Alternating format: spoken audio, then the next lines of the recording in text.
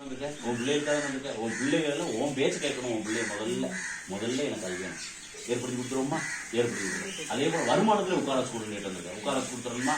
அதாவது ஆசைப்படுது, ஆனா போய் உட்கார முடியல, கிடைக்க மாட்டேங்குது, அலைஞ்சிட்டே இருக்கு. பாவம் அது அலைகிறத பார்க்கும்போது ஏன்னா நம்ம தேவையை பூர்த்தி அடைச்சிட்டோம். அதாவது உன் தேவையை செஞ்சு கொடுத்துட்டேன் சொல்லப்படுதில்ல.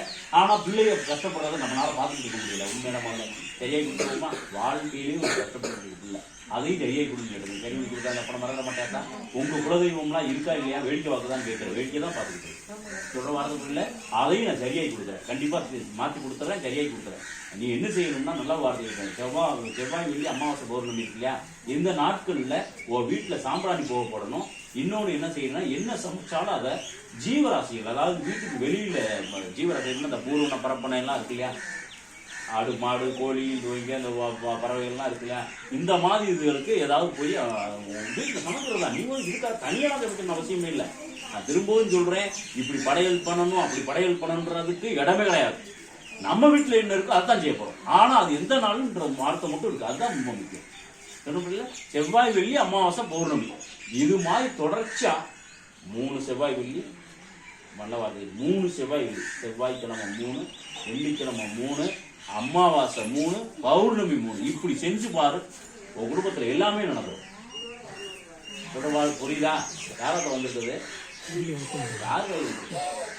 யாரத்த வந்துருக்கு? யாரு நீயே? யாரு குடும்பத்துல வீட்டிலேயே போய் நிக்க மாட்டேன். இப்ப வந்திருக்க யாரு நீயே?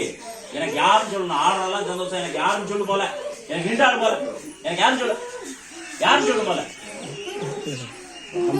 கட்ட அவுத்து கொடுத்தா பேசுவியா? கட்ட அவுத்து கொடுத்தா பேசுவியா? கட்ட அவுத்து கொடுத்தா பேசுவியா?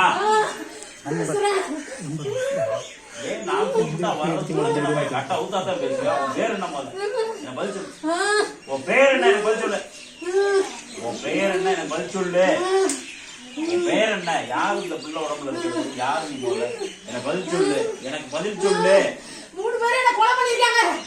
யாரு நீ முதல்ல? அப்ப நான் மாயவன் பேசுறேன். மாயவன் இந்த உடம்புல இருக்கிறது யாரு? மாயவன்னா என்ன, சொந்தமா பந்தமா இல்ல, அதாவது வெளியில இருக்காளா மாயவன்? இந்த மாயவன் சொந்தமா பந்தமா இல்ல வெளியில இருக்காளா? எனக்கு பதில் சொல்லு. 6 மாசம் ஆச்சு. சரி, இந்த பிள்ளை உடம்புல வந்தா சரி, அவன் இன்னொரு ஆள் யாரு? 3 பேர் சொல்லு. இன்னொரு ஆள் யாரு? இன்னொரு ஆள் யாரு? அவங்க கூட கூட்டிட்டு வந்தவங்க 2 பேர். சரி, அதாவது வழிபோக்குல அவங்களுக்கு சேர்ந்து ஏறிக்கிட்டாங்க.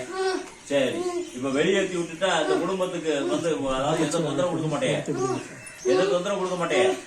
பங்கு இருக்குது, என்ன பிரச்சனை இருக்கு, அத வந்து பங்கு பிரிச்சு கொடுக்கணும். அதை தீக்கிறதுக்காக நீ வந்துருக்குற, அது தீக்கிறதுக்காக வந்துட்டு அதுக்காக இந்த பிள்ளை உடம்புல ஏறி நிக்கிறியா?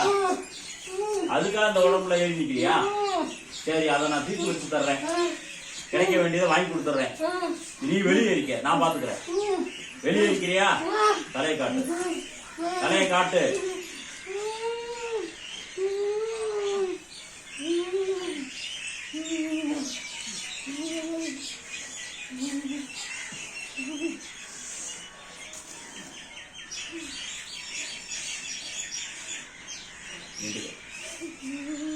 இனிமேல் இந்த உடம்புக்குள்ள இனிமேல் வரக்கூடாது.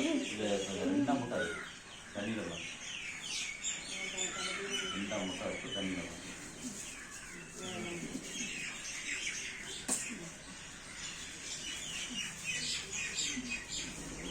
ஏமா முடியாது? இவ்வளவு மெதுவா பண்ணீங்கன்னா நான் அடுத்ததுக்கு வாக்கு பார்க்கணும்.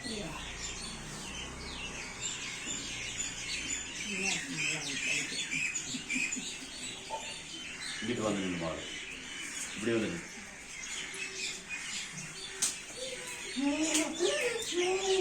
இதை ஒரு மடக்கு, இதை ஒரு மடக்கு, இதை ஒரு மடக்கு.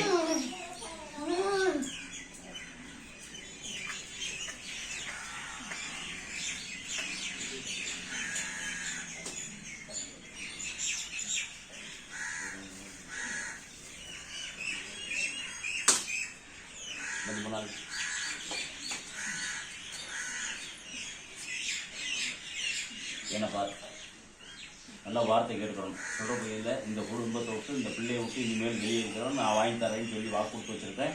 ஒன்றும் இனிமேல் இந்த பிள்ளையை பிடிக்கவே கூடாது. சொல்ல புரியுதா? சொல்ல புரியுதா?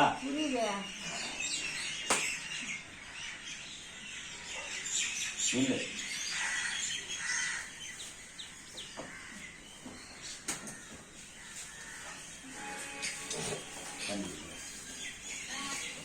இல்லை வீட்டுக்கு போன உடனே இதில் ஒரு சூடை ஏற்றணும். வீட்டுக்குள்ளே போன உடனே ஒரு சூடை ஏற்றணும்.